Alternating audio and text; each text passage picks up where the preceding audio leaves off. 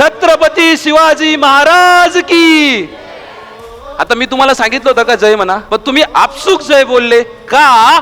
तर तो छत्रपती शिवाजी महाराज विचार आपल्या मनात आणि डोक्यात बसलाय. मला फक्त माझ्या आई वडिलांच्या चेहऱ्यावरती एक छानस हसू बघायचं, आणि त्या एका स्माइल साठी मी 3 वर्ष खूप मेहनत घेतली. मला शिक्षण घेताना खरंच खूप अडचणी आल्या, खूप समस्या आल्या, खूप त्रास झाला, पण तरी सुद्धा कुठेही न डगमगता, कुठेही न थांबता मी माझा हा प्रवास पूर्ण केला.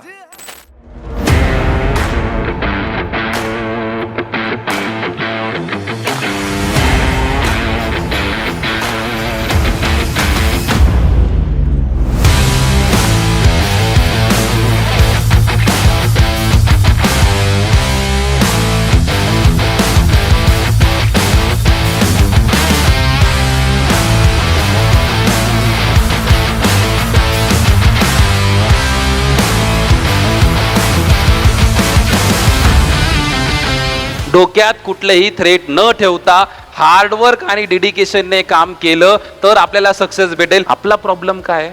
आपल्याला झेपवलं नाही की आपण आपल्या परिस्थितीचं भांडवल करतो.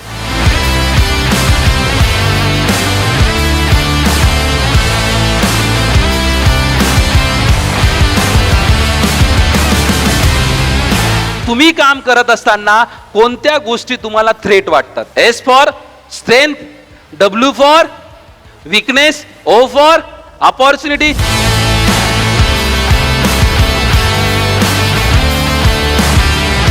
तुम्ही आता हे काम करताना तुम्हाला थ्रेट कुठले वाटतात?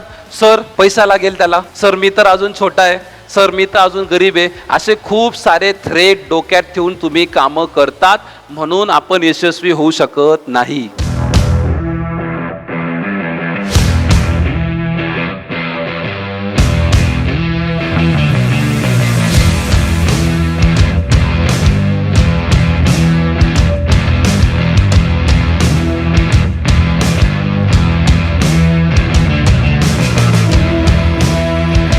ये सेशन में हम एक स्टेप राइज अप हुए हैं, जिससे आपने स्वॉट एनालिसिस बताया, उसे हमें रियल वर्ल्ड पता चला कि एक्चुअल रियल वर्ल्ड में आगे जाके क्या क्या फेस करना पड़ता है, और बहुत सारी चीज़ें सीखने मिली. Thank you sir.